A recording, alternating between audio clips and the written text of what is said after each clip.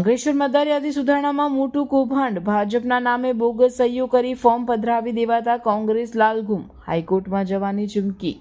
અંકલેશ્વર 154 અંકલેશ્વર હાંસોડ વિધાનસભા મત વિસ્તારમાં ચૂંટણી તંત્રની આંખ નીચે જ લોકશાહીનું ખૂન કરવાનો પાયો નખાયો હોવાનો ગંભીર આક્ષેપ સાથે સ્થાનિક રાજકારણમાં ભડકું થયો છે। અંકલેશ્વર શહેર તાલુકા કોંગ્રેસ સમિતિના અગ્રણી ભૂપેન્દ્ર મોહનલાલ જાનીની આગેવાનીમાં ચૂંટણી અધિકારી અને પ્રાંત અધિકારીને અત્યંત કડક શબ્દોમાં લેખિત ફરિયાદ કરી ધડાકો કરવામાં આવ્યો છે કે ભાજપ પ્રેરિત બીએલઓના નામે બોગસ સહીઓ કરી ચોક્કસ સમાજ અને વર્ગના મતદારોના નામ મતાધિકારમાંથી બાકાત કરવા માટે ફોર્મ નંબર 6 અને 7 કચેરીમાં જમા કરાવી દેવાયા છે। આ સમગ્ર કૌભાંડમાં જે તે બીએલઓએ પોતે સહી કરવા હોવાનો સ્પષ્ટ ઇનકાર કરતી ઓડિયો ક્લિપ પુરાવા તરીકે રજૂ કરવામાં આવતા વહીવટીતંત્રની કામગીરી સામે ગંભીર સવાલો ઊભા થયા છે। આ પ્રસંગે કોંગ્રેસના ભૂપેન્દ્ર જાની, વિપક્ષી નેતા જહાંગીર ખાન પઠાણ, ચૂંટાયેલા સભ્યો રફીકભાઈ ઝઘડિયાવાલા, બખ્તિયાર પટેલ, યુથ કોંગ્રેસ પ્રમુખ શરીફ કાનુગા તેમજ વિવિધ સેલના પ્રમુખો અને હોદ્દેદારો મોટી સંખ્યામાં હાજર રહી તંત્ર સમક્ષ ઉગ્ર આક્રોશ વ્યક્ત કર્યો હતો। કોંગ્રેસે આક્રમક મિજાજમાં માંગણી કરી છે કે આ લોકશાહી વિરોધી કૃત્ય કરનાર તત્વો સામે તાત્કાલિક પોલીસ ફરિયાદ દાખલ કરવામાં આવે અને જે તે દિવસે કચેરીમાં ફોર્મ જમા કરાવનાર શખ્સોને ખુલ્લા પાડવા માટે સીસીટીવી ફૂટેજની ઝીણવટભરી તપાસ કરવામાં આવે।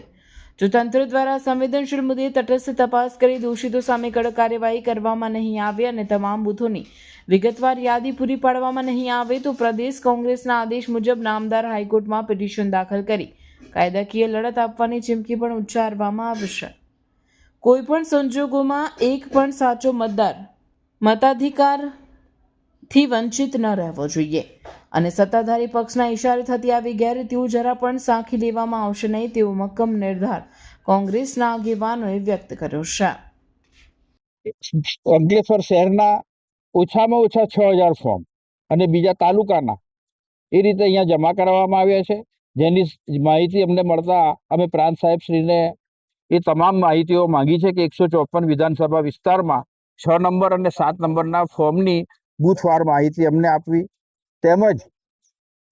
પ્રાંત સાહેબશ્રીને અમે એક ઓડિયો ટેપ પણ આપી છે કે જેમાં એ લોકોના બીએલએ, ભારતીય જનતા પાર્ટી દ્વારા નિમણૂક કરેલ બીએલએ કબૂલે છે કે આ સહી મારી નથી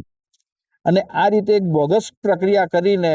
શહેરના ચોક્કસ વર્ગના વ્યક્તિઓને અને ચોક્કસ સમાજના વ્યક્તિઓને વોટિંગથી વંચિત રાખવાનું જે દેશદ્રોહનું કાર્ય કર્યું છે તેવાઓ પર અમે પ્રાંત અધિકારી સાહેબને કે જે બીએલઓ હોય તો બીએલઓ, કોઈક પાર્ટી કાર્યકર્તા હોય તો પાર્ટી કાર્યકર્તા, એની પર દેશદ્રોહનો કેસ કરી અને સત્વરે આ તમામ માહિતી અમારા પક્ષને પૂરી પાડે એવી અમે એક ભલામણ કરી છે અને એમને એક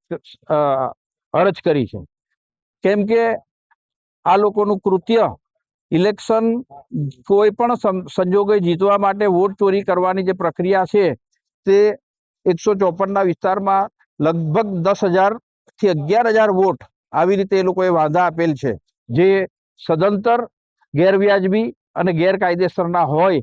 એની સામે અમે કલેક્ટર સાહેબને પણ વિનંતી કરીએ છીએ કે અમારી આ અરજી પ્રાંત સાહેબ થ્રુ જે આવે એને ધ્યાને રાખીને તાત્કાલિક કાર્યવાહી કરી